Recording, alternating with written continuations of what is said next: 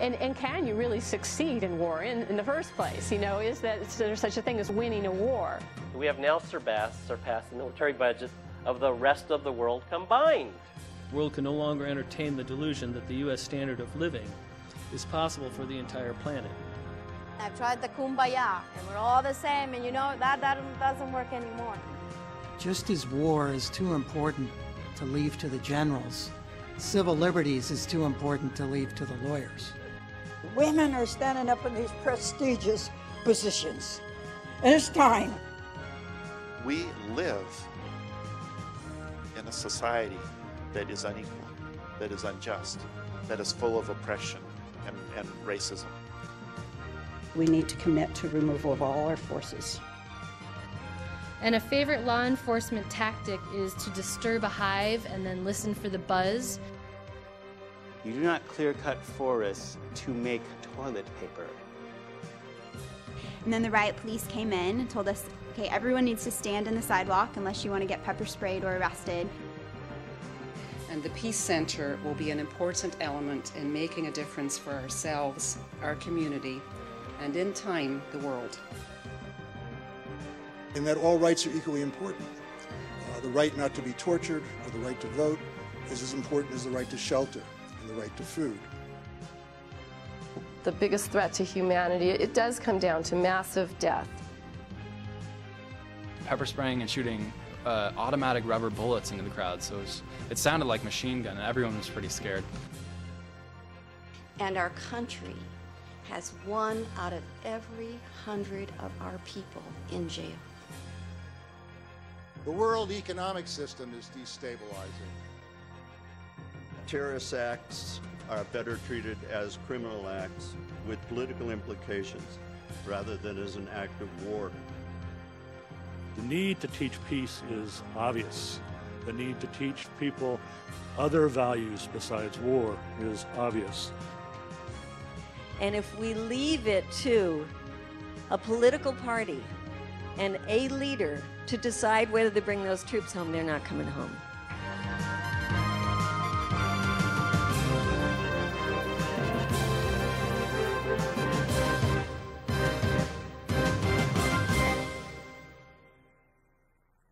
Well, at this point, it's my privilege to talk about Bob Wing. Bob Wing has been an activist, a writer, and in national and international struggles, especially struggles relating to racial justice. In 1969, he participated in the Third World Strike that led to the formation of the Ethnic Studies program at the University of California, Berkeley.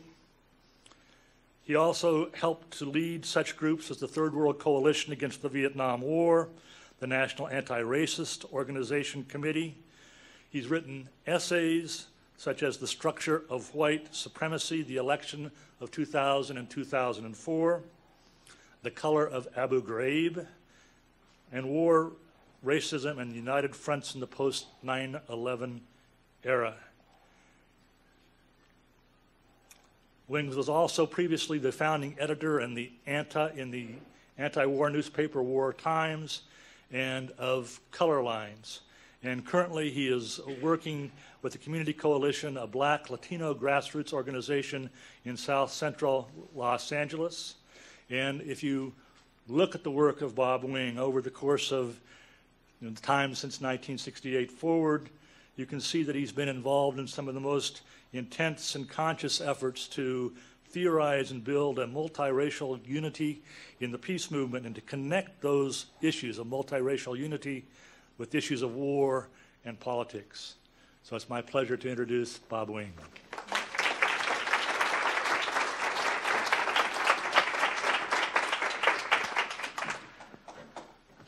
Hi. I want to just start by once again thanking the organizing committee that has put on this event and President Speldy for helping to spearhead and support the development of a peace center here at a community college. I hear there's also an ethnic studies program and a women's studies program. This is really, really unusual for a community college. And all of you who have participated in putting that together really deserve a huge pat on the back. So I'm not so sure that this is repeated anywhere else. It's certainly the only one that I know about. Before I get started, let me just see who was here for the morning and heard Medea and I this morning. Okay, and all right, about half. We're just going to play the videotape because it's more or less true. Because I was in the workup, I was told that it was going to be a pretty different audience, so they wanted me to give pretty much the same speech. So you guys can repeat along with me the parts of the speech that you like the best. Or you can leave, and or we can play the videotape, and those of us who saw it before can go have a drink. So there will be a little bit more onto it. And also, since we're a smaller group, I really want to encourage you to stop me at any time if you want to raise a question, to raise a disagreement, to tell me I'm all full, all wet, or to ask for a more elaborate discussion of something. So I think we can really take advantage of this being a smaller group than this morning to do that. I really want to encourage you to do so. Okay, this morning, things kind of went well because I told a joke first, and it was a pretty good joke, but Medea told me that if I'm going to give the same speech, I can't tell the same jokes. So I'm not going to tell a joke. I'm going to be really serious this time. We're going to go the other way. We're going to go the other way. So here's what we're going to do. Who knows the difference, or who can explain the difference between the war in Vietnam and the war in Iraq? Come on. One's in the jungle, the other one's in the desert. All right. Anybody else? No draft. What? Yeah, me too. I was a human missile. They called me, those of us who went to Cuba in those days, they called it, there was the actual missile crisis, and those of us who went to Cuba were called human missiles, as a result of which I was unfortunately not eligible to be drafted. Anybody else? The difference between, what? Oil. Okay, you're all right, you're all wrong. The real answer, though, is Bush found his way out of the Vietnam War by going AWOL. Oh, man. Okay, I did the best joke this morning, I admit. This one was better. I think it's a matter of taste. Okay. My best jokes I can't tell. Here.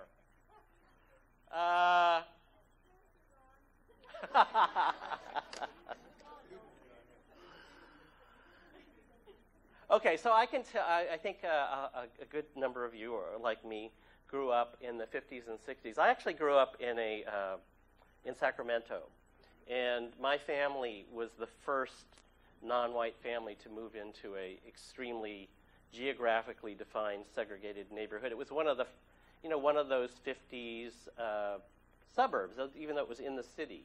One of those places where a certain section of white people moved to try to lose their ethnic hyphenation and become genuine American middle-class people. And we were the first non-white family to move in there. We weren't very welcomed. They passed a petition against us and spray-painted our house. Oh, by the way, the first time I came into Oregon, the Ku Klux Klan shot at me in southern Oregon. So it was kind of like that without the shooting. So I'm getting a better welcome this time in Oregon.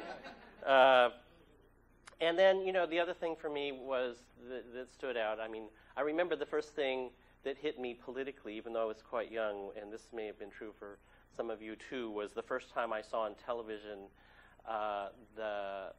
in Birmingham when they sicked the dogs and the fire hoses on the Children's March in Birmingham. And I thought, wow, this is not what they taught us in school. The 50s was a period in which people could say without smirking that it was so popular to say that the U.S. was the greatest place in the world, the most democratic, wonderful place. And people could say that with a straight face without feeling defensive about it back then. And so I imbibed that. And then to see those kind of photographs, and then, of course, to look every day on television. Back then, during the Vietnam War, unlike this war, they actually admitted that people died. So for those who are younger, they actually showed footage every day of people getting killed in Vietnam. And at a certain point, it hit me that they looked just like me on the other side. And it had a huge impact. This war is one of those sanitized versions. Only the really bad people die, and you don't even get to see that. I mean, they've even banned, as you know, showing coffins, let alone showing people getting killed.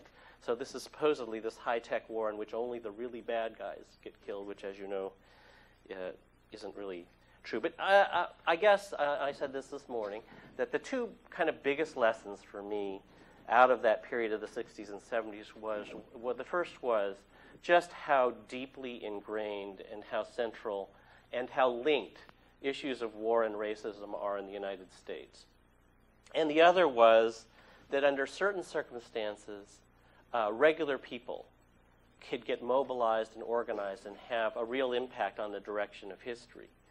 And it's been pretty tough since then, let's face it. A lot of us who came of age in the 60s and 70s, it's been a tough period. Things didn't go the way we thought they were going to go.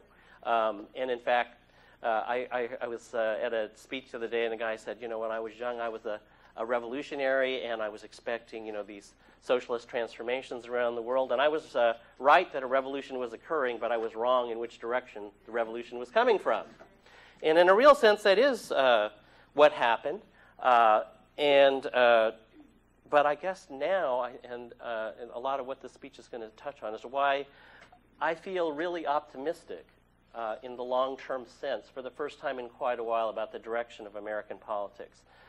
Just to explain that a little bit off the top, from 1968 to 2008, there were only 2 Democratic presidents.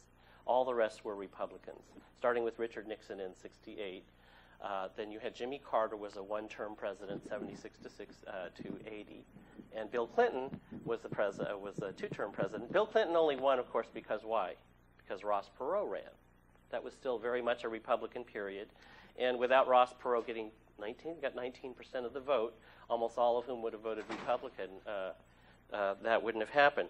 So we've had not only this long 40-year run of Republican presidents, but really starting in 1980 of really right-wing Republicans. In Republicans, you have traditionally, for many years, the Republican Party was dominated by Rockefeller moderate-type Republicans. Bad as they weren't right-wing ideologues. And starting with Reagan, the right-wing ideologues in that party not only took over the Republican Party, they took over the whole country.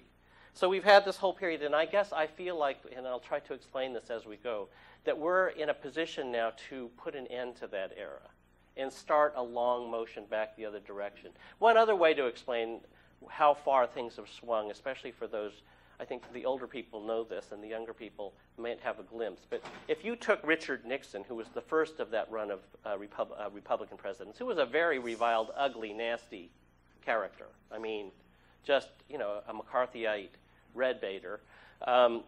Nonetheless, he was president in a period where politics were still quite liberal in this country, and as a result, his policies, he was the one who started, in a big way, started affirmative action. And if you put him on the political map of today, even though at the time, he was a Republican, obviously, if you put him on our political map, he would probably be center or center-left of the Democratic Party, not in the Republican Party at all. And if you took Bill Clinton, who was a Democratic president, and you put him on the map of politics back in 1968, Bill Clinton would have been center or center-right in the Republican Party. And so politics in this country have moved several notches to the right with drastically negative consequences. It's not just a political game, but drastically negative consequences for literally millions or even hundreds of millions or really billions of people throughout the world. And I really feel like we're in a position now for the first time to really end that period and start a motion backwards. Before I delve directly into that, I'm going to give some background. And oops, we didn't put that up, did we? Those who were here this morning know I am extremely technologically challenged. Okay, that's kind of what I'm going to cover. All right. So, back on the theme of war and racism. I think it's obviously by now, I mean, actually when I was young, it wasn't particularly well known that the history was founded on slavery. I mean, that is one thing we have accomplished over the last 40 or 50 years, is that at least a slightly more accurate picture of U.S. history has been popularized. And, you know, I think that it's now become more or less clear, though people don't like to say it straight out, that the country was entirely built on waging war and taking the land of Native Americans, and on slavery. And even the one piece of that is not so much spoken about is pretty much the whole economy rested on slavery, not just the southern economy. The northern merchants, your John Adamses and whatnot, their entire participation in what was then called the triangular trade was based on what they had to sell. Why anybody bothered with the northern merchants is that they sold the products of the South. They sold the products of slavery. Few people probably know that even as late as in the Civil War, the New York merchants, the vast majority of the New York merchants, sided with the South and actually tried to secede from the Union. There's a whole book about that. That's how deeply involved merchants in particular were with the South and the slave economy. And one thing I do like to point out, because it's not done so often, is that people think slavery is slavery is slavery is slavery. And for those who have a little bit more knowledge, you know that there were actually quite a few more slaves in Latin America and the Caribbean than there were in the United States. The United States accounted for, I think, only something on the order of 10 to 15% of African slaves in the New World. But, and I don't want to downplay slavery in Latin America, but there was a very critical difference.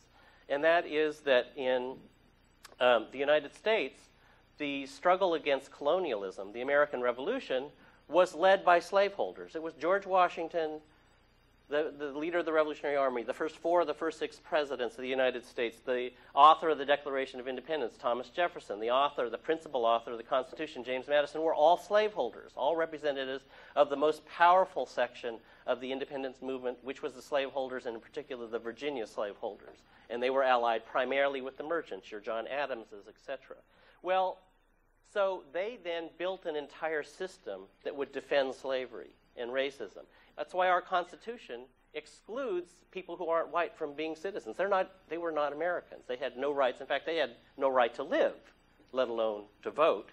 Now, in Latin America, where slavery, like I said, was actually even more extensive, the independence movements in those countries were actually anti-slavery and were led by people who opposed slavery. So when the new countries in Latin America, the independent countries in Latin America were formed, they built democratic constitutions that didn't have a color line in them.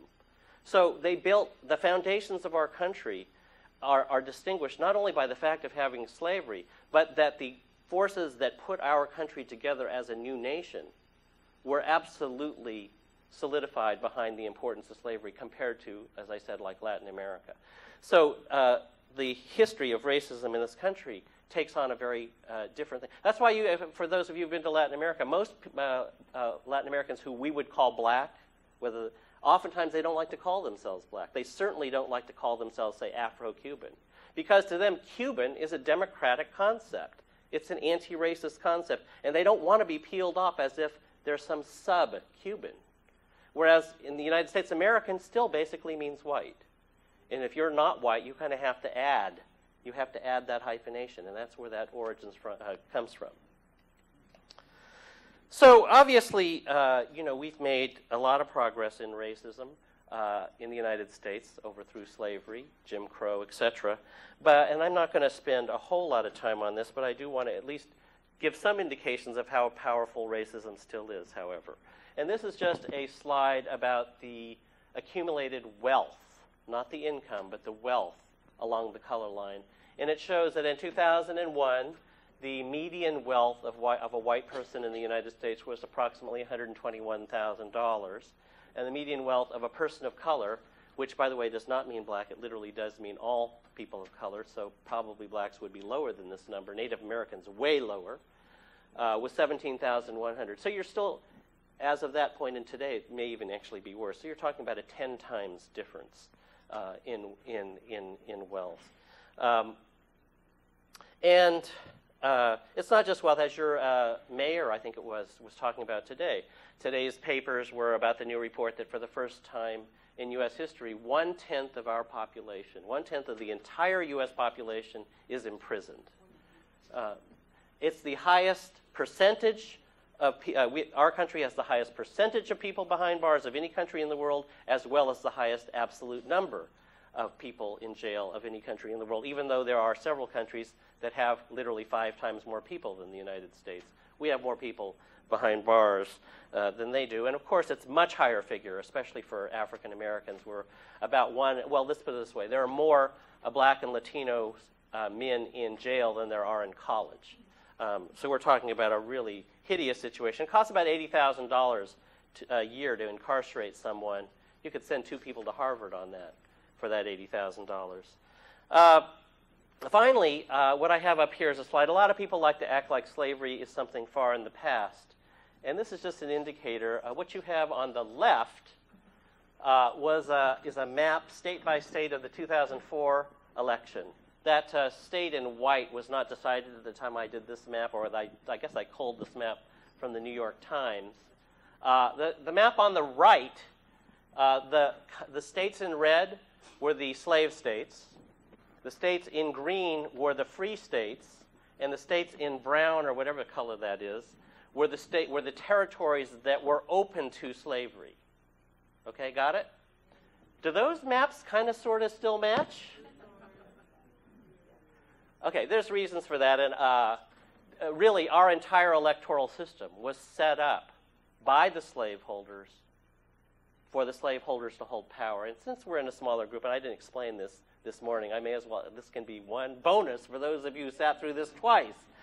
Basically, it went like this. Who's heard of the two-thirds rule? Two-thirds rule, where blacks were considered two-thirds of a human, right? It was in the Constitution, was it not? What was the purpose of that? Was the purpose of that to say that blacks were two-thirds of a human? I mean, there was a purpose to this. What was the purpose? The voting results. Basically, our friendly Virginia slaveholders knew how to count. And they knew that if a system was going to be set up at the Congress, that where one house would be, you had two, they were going to set up 2 houses. One where every state had 2 senators, no matter what their population. The other house, is set up based on population. Well, if they didn't count slaves as people, they weren't going to be able to dominate the Congress. They wouldn't get enough representatives in the House. So they sat out there with I guess they had abacuses back then or something. I don't know what they had. And they figured out that the magic number was that slaves had to be counted as 2/3 of a human so that the southern states would have the majority of people in the House of Representatives and therefore would dominate the Congress. And then they said, what about the presidency? How do we do that? Well, we'll invent something that to this day nobody else has, the Electoral College. Nobody else has an Electoral College. Well, what was the purpose of that? They translated the formula of the Congress directly into the Electoral College. Each state has a number of electors in the Electoral College equal to the number of Congress people. So the minimum is 2 senators and 1 Congress person. But basically, since they set up the formula for the southern states to dominate the Congress, that means they dominated the Electoral College. So the fact that up until the Civil War, the first anti-slavery president we ever had was Abraham Lincoln, and whoops, the South was so used to dominating this country that they were out. The South was not kicked out of the Union. They left the Union because they were used to dominating the Union, and they were not about to become an equal or junior partner in that process. By the way, this works out today and why these maps look the same, I'll just give one piece of it. There's several others. The piece that relates directly to race is this. 53% of black voters in the United States still reside in the southern states. 53% still reside in the southern states. In the southern states and pretty much throughout the country, blacks vote 80 to 90% Democratic. They actually vote slightly higher Democratic in the South than in the others, but not by much. I mean, it's hard to get much higher than 80. Whites in most of the country vote approximately 55 to 60% Republican. But in the South, they vote 70 to 80% Republican, whites in the South. Now, the state in which blacks constitute the highest percentage of the vote is Mississippi. It's about 25%. So if you can do the math, and 90% of 25% of the vote Democratic, and 70% or 80% of the whites who constitute 75% of the vote Republican, well, the blacks are outvoted every time. So essentially what it means is that in almost every election, every delegate in the Electoral College in the South goes to the Republicans. Essentially, you get a result, not essentially, absolutely, you get a result that would be exactly the same as if no blacks voted in the South at all, as if 53% of black voters did not vote at all. They are effectively disenfranchised. Of course, they're not the only ones, but that's the most outstanding disenfranchisement that happens through the Electoral College today. Yes? Is Florida the exception to that? Florida is still primarily a red state, so it's not. It does swing once in a while, not recently. Hopefully it will swing this election. Maryland is the only exception. Maryland is pretty solidly Democratic. It's the only one. And if you look at the map, there's a couple states that were free states that are voting red lately, too. So there are a few states along there. But this is the entrenchment of a system. I mean, the other big deal about the Electoral College is that if you're in a small state that only has one congressperson and you have 2 senators, well, then you have about 1 elector in the Electoral College for about every 70,000 voters if you're like in Wyoming, where my mother's from, by the way. But if you're in California or Florida, the way it works is you have about 1 elector for every 800,000 voters. So if you're in a small state, your vote counts about 3 times as much as a voter in a large state. And of course, which direction do most of all small states vote? They're mostly rural states. They're mostly Republican. So the electoral math of the Electoral College favors the Republicans by about 15% to start out with in every election. In order for them to be defeated, the math of the Electoral College has to be overcome. And that's not even counting. It's actually higher than that when you consider the disenfranchisement of the black vote. Actually, if you did it, there's a map that goes county by county, and you'll see where you'll find blue areas in the red states. And pretty much you can say, oh, yeah, that's the black belt. That's where blacks are in the South. And you can say, oh, that's the border where it's Mexican-American. Or you can say, oops, that's a Native American reservation. Okay, that was a little sideline. But, hey, for those of you who wanted to hear me twice, didn't know you were being trapped, I thought I'd better offer something. Yes?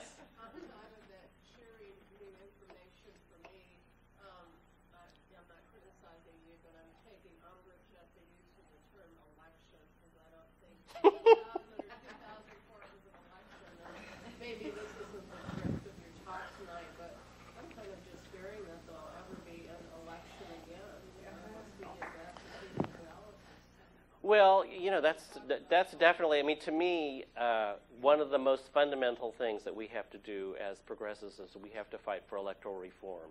I mean, it's not just, you have the Electoral College as probably the worst example of it, but, together, the key part of the Electoral College is the winner-take-all system. If you didn't have the winner-take-all system, and votes were proportional, you wouldn't have this kind of disproportion. In fact, it doesn't just disenfranchise blacks in the South. If you're a Democrat in a red state, you may as well not vote. If you're a Republican in a blue state, you may not vote. There's only 10 to 12 battleground states every election? I mean, there hasn't been a presidential candidate hasn't shown up in California during a general election except to raise money. They don't spend a dime on the election because everybody knows it's voting Democratic. And then if you go down to the legislative districts, the congressional districts, how many of them are really contested? The real contest happens in the primary, if anywhere, if there's no incumbent. Otherwise, there's no. And this is why we have a low voter turnout in the United States. Everybody knows that except in very few elections, their vote doesn't really count that much. Everybody knows which way it's going to go. So it's a terrible system, really, for everybody. It disenfranchises everybody to one degree or another. But like I said, the one that sticks out like a sore thumb is the blacks in the South. But we've seen in the primary the superdelegates. What's that about? Right?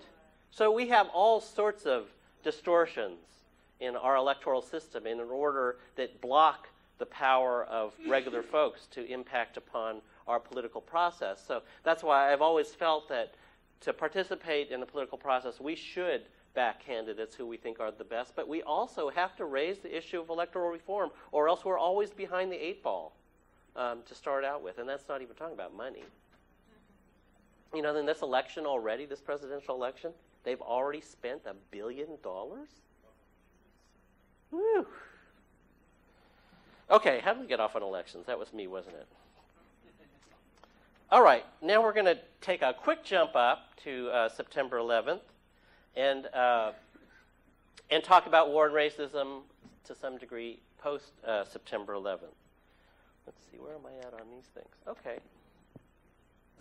Well, as you know, after the attacks on the World Trade Center, the Bush administration rolled out this plan that had already been put together in the Heritage Foundation and other places. They were trying to get this plan out during Bush the First, and they probably would have got it if it wasn't for Ross Perot. You know, the whole program of war and racism and leading with the military preemptive strikes, first strikes, nuclear strikes, was all put together during the first Bush administration in the right-wing think tanks. But those people who were both supporting that were the B team under Bush the First. The Cheneys and Rumsfeld, they were the B team. The A team, if you notice in the war in Iraq, the first A team, Baker, Scowcroft, all those people, they were against the war in Iraq. It was pretty interesting. Anyway, they had this plan, and maybe they would have got it if it wasn't for Ross Perot earlier. But by the time they needed a pretext because too much time had passed. You know, when the Soviet Union was ended, they were like frothing at the bit. Remember the concept of the New World Order? The New World Order under Bush the First? This is what they were trying to roll out, but they couldn't do it. Then September 11th gave them the golden opportunity to roll out this program. And really, in my opinion, it was a counteroffensive because they already felt like their opportunity was fading. U.S. power, U.S. is still by far the strongest country in the world, but in relative terms, U.S. power in economic and political terms has been declining, not increasing relative to other countries. And I think that this is why they rushed this program out. They were going to use the primary, the area in which the U.S. is absolutely supreme in the world is military. And so they were going to use that advantage to try to regain the economic and political ground they wanted to remain the world superpower. Obviously, it hasn't worked so well, but it has caused just gigantic death and destruction. Especially if you look at the world, that slide is about world poverty. Basically, it shows that in 2001, more than half of the world's population lives, the United Nations definition of poverty on a world scale is $2 a day or less. $1 a day or less is considered extreme poverty by the United Nations. $2 a day or less is considered poverty. More than half the world's population still lives on $2 a day or less. And in the United States, our per capita income is somewhere around $30,000. I'm not going to read that whole slide. You all get the idea that the biggest inequalities in this world are between the global north and the global south. And but rather than try to deal with that, you know, the Bush administration did this.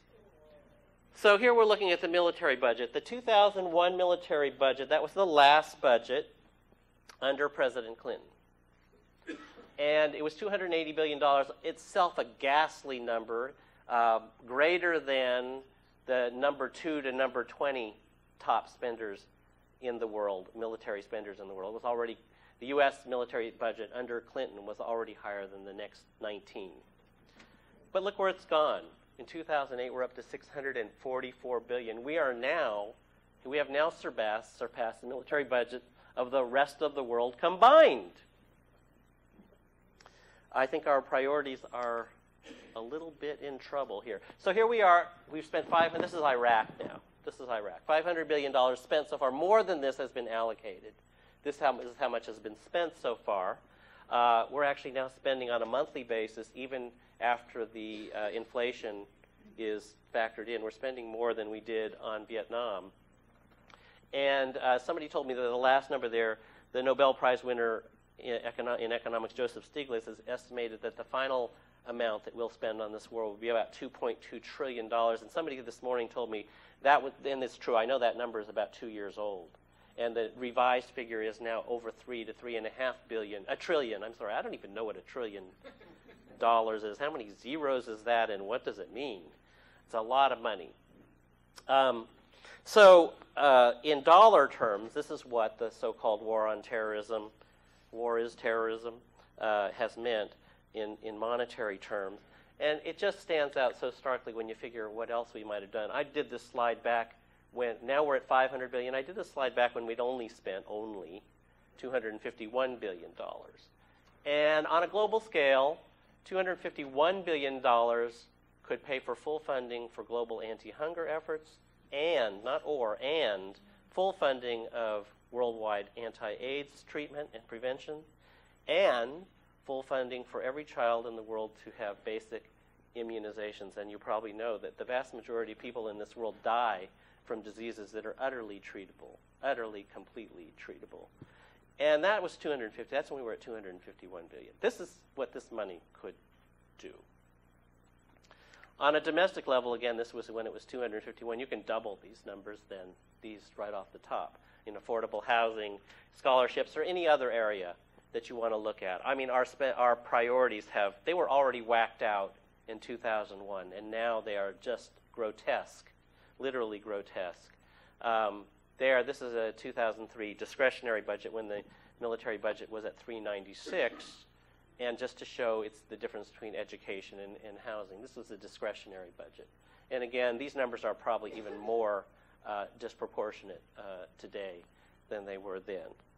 So this is one of the ways in which war and racism, and not just war and racism, war and poverty have always been linked.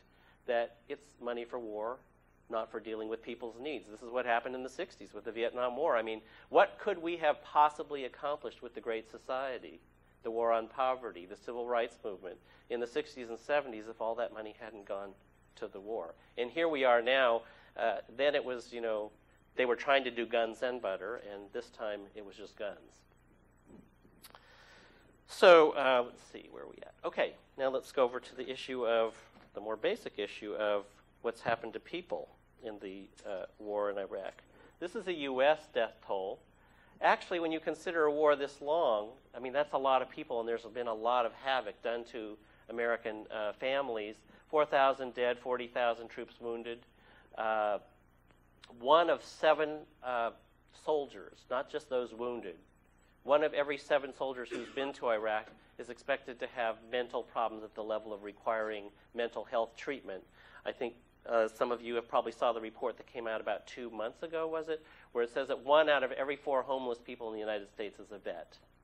And they're all, something like 85% of homeless people have serious mental problems. So we're looking at when, over time, in fact, it just I just saw the figures about suicide in the United States, and they're soaring. The suicide rates are starting to soar already, and I'm sure they didn't break that out with the vets, but I'm sure that that's one of the factors going on. So we're talking about a tremendous impact in the United States. Nothing, on the other hand, at the level of the war in Vietnam, where more than 50,000 Americans died in the war in Vietnam. On the other hand, the death toll in Iraq is positively staggering. When I was doing this slideshow, I looked at a slideshow I had done 2 years ago, and that 88,000 number of civilians dead, these are documented dead directly from military action. So it's about the lowest count you could make of Iraqis who've been killed because of combat. That number 2 years ago was 28,000. So this number is piling up during the period of so-called Iraqization, a lot because just as they did in Vietnam when they moved away from U.S. ground troops doing most of the work, they moved towards airstrikes. And of course, airstrikes kill a lot more people. They're a lot more indiscriminate. And this is why the numbers are rising so high. 1.2 million dead from all factors related to the war. This is a staggering number. As Stan pointed out in his introduction today, if you take the number dead and the number of refugees, you're talking somewhere, 26 million people in Iraq? Was that right? 26 million total. You have 6 million either dead or refugees, and we're not counting the wounded here. You're talking about just absolutely devastating a country. And so, this is a war. This is not a war. War is when, there's actually some level of, the conflict has actually got some proportionality to it. This is a massacre. This is not a war. If there was a football game and the score was 4,000 to 1.2 million, what would that translate into, football numbers? That wouldn't, what would you say that with? It just would be so, It wouldn't have been a football game. It would have been a slaughter. This is humans being slaughtered. This is not a war. This is a massacre. So I think the link to racism here, again, the United States has generally tended to make war on people of color, and I said this in the Q&A this morning, and I'll say it here now. So is that, whenever you make war, you basically, those who want to make war have to accomplish, to one degree or another, two things. They have to find a way to make it sound like their cause is noble, necessary and noble. And they have to find a way to demonize and dehumanize the people they're going to kill. You don't kill your neighbors. Well, people kill their neighbors in acts of passion, immediate passion, something. But a systematic act of murder is not done against people that you know or feel like are human, or your neighbors or your friends or your family. So you find some way to dehumanize those that you were about to kill. And in the United States, this almost always happens along the color line.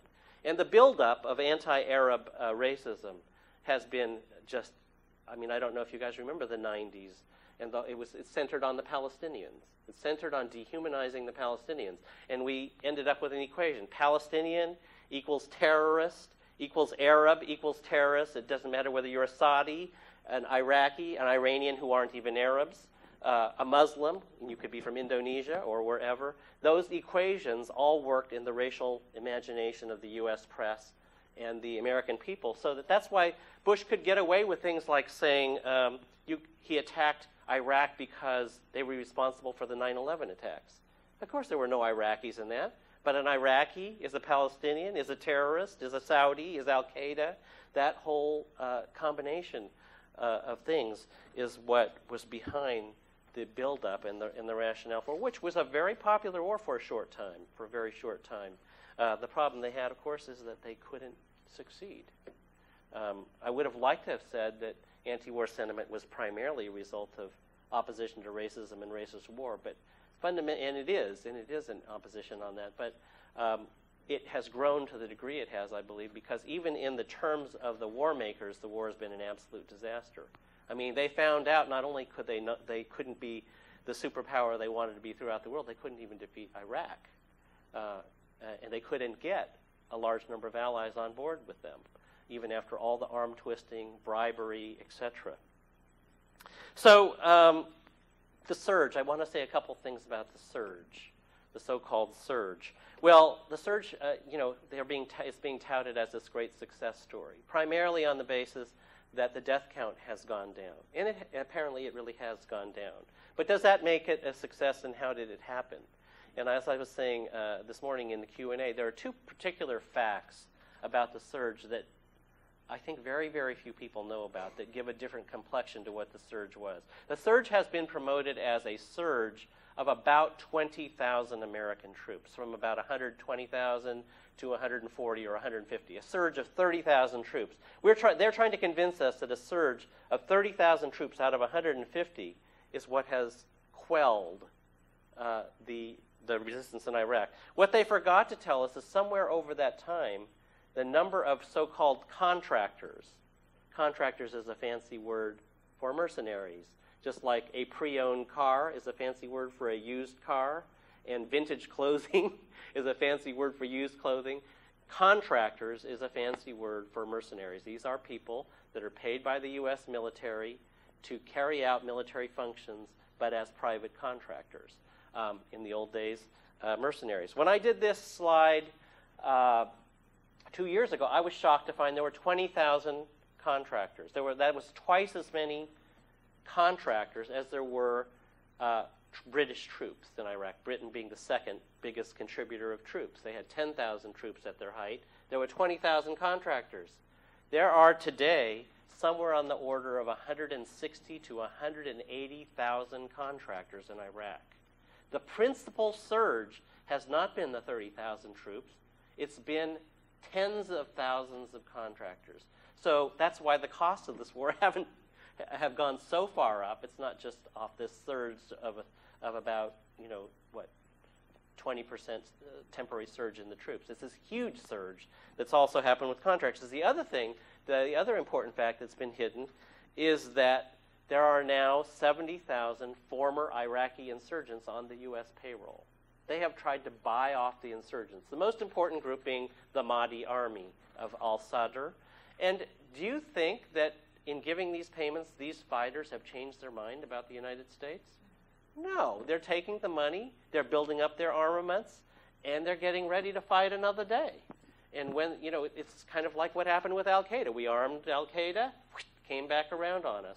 This is what's more than likely going to happen with these fighters. And even after all that is said and done, even after it's true that the violence has gone down, they haven't, the only way the Iraq war could conclude in any way that would be useful would be through a political settlement of the different factions in Iraq with the United States and whoever else is involved. And there's not one move in that direction.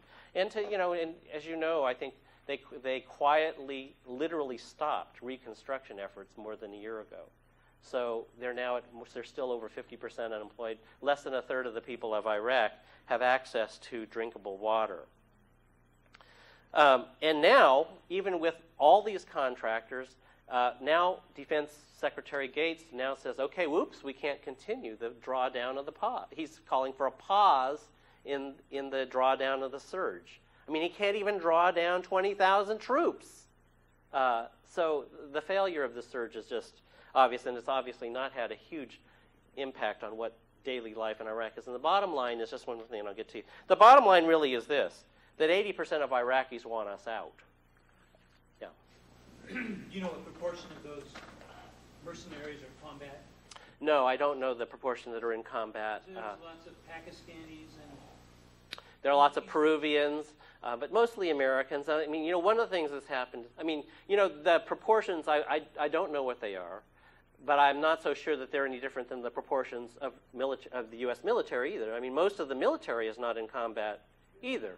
You know, they do food, they do supply, they do, you know, all of the things that, you know, when you have 100,000 people out there, or I don't know how big our military is as a whole, you're talking about all the logistics and housing and everything else for those people is gigantic. It's huge. So I know, though, one thing that is true is, and this has even happened with friends of mine, or where, you know, literally one day they're part of the U.S. military carrying out some military function, and then they get out and they just re-up as private contractors, and they're paid 10 times as much.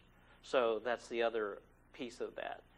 A lot of the contractors are highly specialized military personnel, and others are on the other end, service personnel. I mean, don't just remember in the early days, even now, when you see President Bush or one of the high American officials over in Iraq, is their security detail wearing uniforms? No. Their security detail is the private contractors, because those are the most highly skilled sections of the security details. Check that out next time you see them over there. When you see Condi or somebody over there, you're going to find that most of their security detail is not in uniform. So this is a slide about, so if you know, they couldn't find weapons of mass destruction, and it wasn't about bringing democracy to Iraq, what was it? Well, this is a map we did in war times a few years ago of the U.S. military troops and bases around the world. There's about 200, a little over 200 countries in the world. Only the countries in white. Number. Can anybody read the number there? How many is that? How many? 8, something like that. Only the countries in white don't have military troops in them. All of the others have military troops. And this was done at a time where, I'm going to see, remember I failed at this morning, we'll see. That's Iraq, and it's white. This was done before we went into Iraq. The pink areas have relatively small numbers of troops, and the red areas have huge and permanent military bases. This section with the red bars, these are the countries, now you can include Iraq, and Uzbekistan too is also now included. The ones with the bars are the places where we now have permanent military bases that we put in since September 11th. Since September 11th. What's in those areas? Oil and natural gas. So You know, the oil and natural gas thing, I'm sure you're all aware that, you know, that's one of the primary factors behind it, but behind the war. And, but the other thing to think about with oil and natural gas is, on one hand, oil and natural gas, they want it to make huge profits. They want it for U.S. companies to make huge profits. But there's in some ways an even bigger rationale for it, which is if you control the oil that goes to Europe or China or Japan, you have a stranglehold on them too. So it's not just about short-term profits. It's about dominating the market in oil and therefore a huge factor in dominating the world economy. Yeah? Showing Russia and China having U.S. bases. Troops, not bases. That's the pink. The pink is troops, not bases. The red is the bases. So if you look at Russia and China, they don't have bases. They have troops. I'm not sure of the numbers. I had a sheet where I could have brought, but I don't know the numbers. Some of these areas, I will totally admit, some of the areas in pink have very small numbers, and others have quite substantial numbers. So there's a pretty big variance in the pink.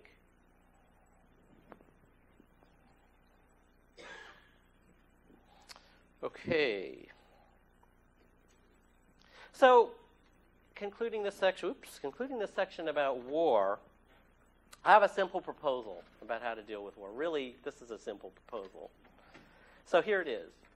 Any group of people who decides to go to war, if we just make it a rule, a simple rule that they go first, they and their families go first,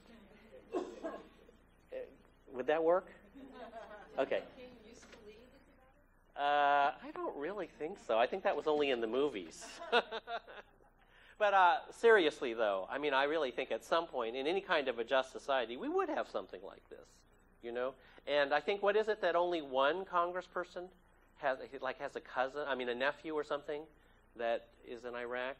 I mean, you know, it's just, it's terrible. Okay. So I'm coming into the home stretch here. Oops. Now I'm getting back to the part about optimism.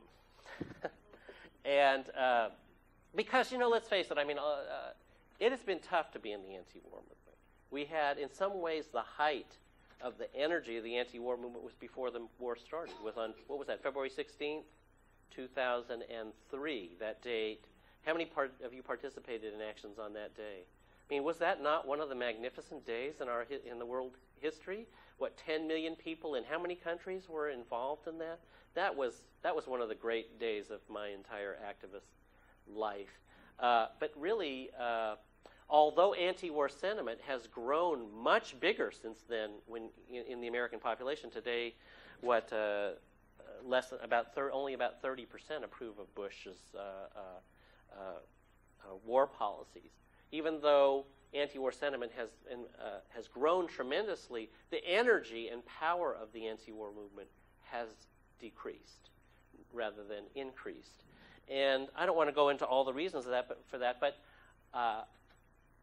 it has made it hard to be out there. Medea's group, Code Pink, is about the only group that still has real energy. Others pick up energy here and then. I think they're like one of the few groups that has constant, regular energy in the anti-war movement. But what has happened, nonetheless, is that the anti-war movement and anti-war sentiment has driven a broad change in public opinion. And so Bush's approval ratings are down to the 20-25% range. About 80% of people think that the whole country, not just on the war, is on the wrong track. And so this election looms as a potentially history-changing election. At one level, there's huge issues at stake, but there's always huge issues at stake in every election. I mean, I've got a list of them up there, and you could. The only one that's all that unusual in this one is war. We don't always have a war going on in an election, but the other ones are, of course, now the environmental issue has reached a higher level of urgency. So I don't want to say it's totally normal, but there are always big issues involved in elections.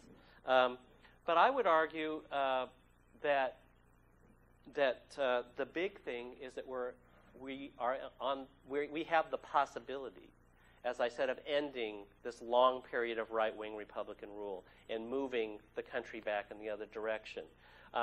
People are calling it, even conservatives are saying we're on the dawn of the end of the conservative era. Even conservatives are saying, yes? Oh, okay. So I think that that's really what's exciting about this election, is that not the election all by itself, but looking at this election as a historical watershed and the space that will open up to move the country back in a more humane, people-oriented direction. And if you look at it, this is the first election, I think, since about 76, it might even been before that, where on almost every single major issue, the public opinion polls are on the side of the Democrats. I mean, even on taxes, let alone on social service spending. Public opinion for the first time in decades, literally, is on the side of the Democrats. About the only big issue that the Republicans have on their side in terms of public opinion is immigration. And so I strongly suspect that McCain, who's been a relative moderate in Republican terms on immigration, will move hard. If he's already repudiated his bill, the McCain-Kennedy bill, and since it's about the only thing they have going, he will probably try to use that when it could get ugly around immigration in the election. But we are on the verge of a sea change in public opinion, which could translate into a sea change in our politics.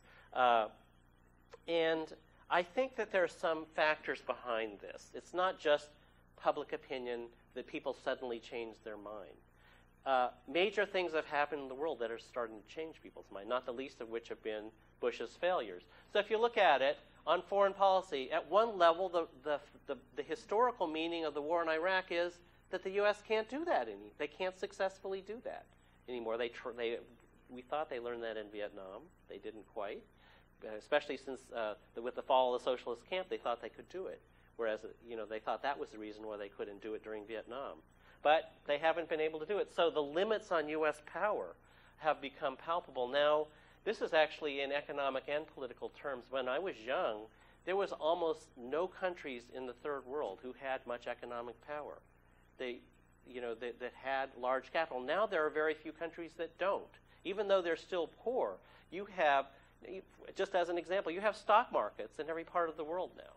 Stock markets where companies are multi-billion-dollar companies. This didn't exist 25 years ago. So you have challenges to U.S. power that come from the left and the right. You have countries, any country that moves to become more independent and build up its economy is inherently blocking U.S. influence in their country, because that's always one of the main blocks to it. So I think looking back, people are going to look not just at the Iraq War as an indicator of the power of the U.S. waning, they're also going to look at that summit that happened in Asia about a year and a half ago as a historic moment. For the first time in modern history, the Asian countries met in a summit and excluded the United States.